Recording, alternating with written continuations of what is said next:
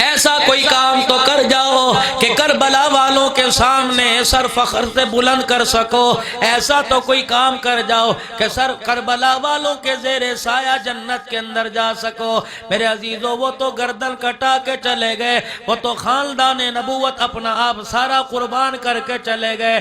میرے عزیزو رہ ہماری باری گئی، ہمارے پاس کیا ہے، ہم کیا کریں؟ ان کے اسوہ کو سامنے رکھ کے زندگی گزاریں۔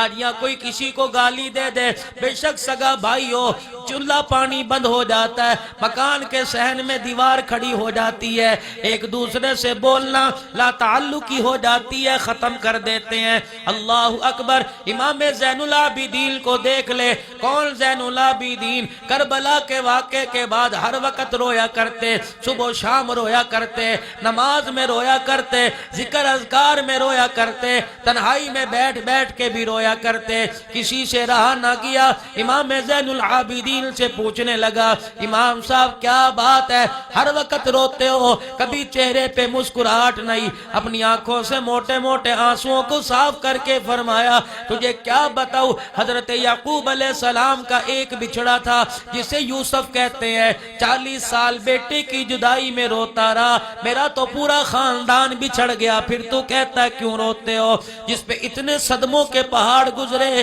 میرے عزیزو کوئی ٹیلی فون کا زمانہ نہیں تھا، کوئی نیٹ ورک کا زمانہ نہیں تھا، کوئی آن میسج کا زمانہ نہیں تھا، کوئی موبائل کا زمانہ نہیں تھا۔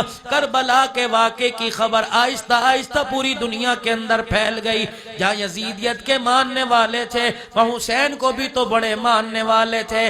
یقین جانو میرے عزیزو، خاندان میں لڑائی ہو، کراچی فون کر کے بتلاتا ہے کہ میری لڑائی ہو گئی، یقین جانو وہ آنے کا انتظار نہیں کرتا، فون پہ گالیاں دینی شروع کر دیتا ہے، کہتا ہے میں بھی ٹکٹ کٹا کے آ رہا ہوں، میں ماں بہنیں کر دوں گا۔ اللہ اکبر، تو نے تو اپنے وارث بلا لیے، تو کیا تجھے کیا جانتا ہے حسین کا کوئی وارث نہیں زندہ تھا؟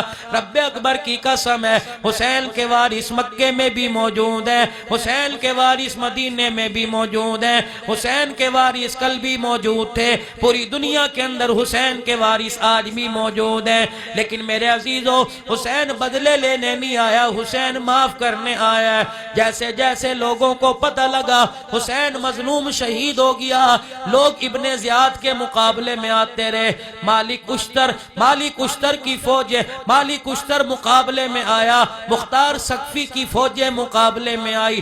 مالک اشتر قیادت کر رہا تھا، ایک میدان میں یزید ابن زیاد کو اور اس کی فوجوں کو گھیر لیا، زبردست لڑائی ہوئی، ابن زیاد کو شکست ہوئی، جان بچا کے گھوڑے کو ایڑ لگائی، میدان سے بھاگا، صحراؤں کو پار کیا، آبادیوں کو پار کیا، ایک بستی کے اندر پہنچا، زبان پیاس سے باہر نکلی ہوئی تھی، ہانپ رہا کانپ رہا تھا۔ اللہ اکبر، ایک مکان کا پردہ ہٹایا، جوان مسلح پہ بیٹھا، منہ چھپا کے اللہ اللہ کر رہا ہے، پانی کا مٹکا پاس رکھا ہے۔ ابن زیاد نے زور سے آواز دی، او جوان پیاسا ہوں، مجھے پانی پلاؤ گے؟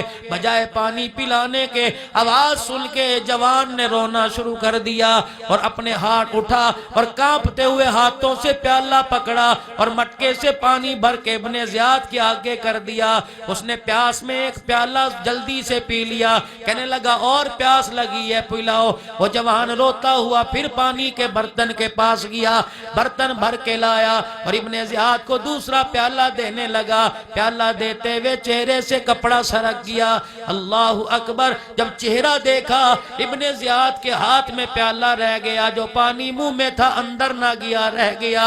ابن زیاد غور سے دیکھنے لگا اور اس جوان سے کہنے لگا، مجھے پہچانتے ہو میں کون ہوں؟ جوان نے روتے ہوئے کہا، پہچان تو میں تجھے اسی وقت گیا تھا اور تجھے میں کیوں نہ پہچانتا، تو وہی آدمی ہے فرات کے کنارے جس نے میرے باپ کے پانی کو روکا تھا، میرا باپ بھی ہاتھ جوڑ کے پانی مانگتا رہا، تو نے پانی نہ دیا۔ پھر جوان نے کہا، مجھے پہچانا؟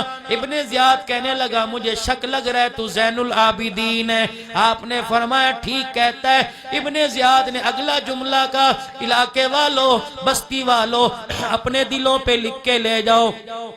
ابن زیاد نے اگلا جملہ کا یہ کیا بات ہے, ہم نے تمہاروں کا خون پیا اور تم ہمیں پانی پلا رہے ہو. امام زین العابدین نے فرمایا وقت کی بات ہے, جب تمہارے علاقے میں آئے مہمان ہم تھے, میزبان تم تھے, جو تم نے کیا وہ تمہارے خاندان کی ریت تھی. اب علاقہ ہمارا, میزبان مہمان تم ہو, آج پانی بھر بھر کے پلا رہے ہیں, میرے نانے کے خاندان کی ریت ہے. اللہ اکبر. بلند آواز نہ شہدائے کربلا, تیرا حسین میرا حسین. بہر آلے تے اندر آلے ذرا آواز کھنچ کے, تیرا حسین میرا حسین. اللہ غنی. يا من عصيت الله يوما غافلا فنسيت أن الله قد أعطاك نعم عليك كثيرة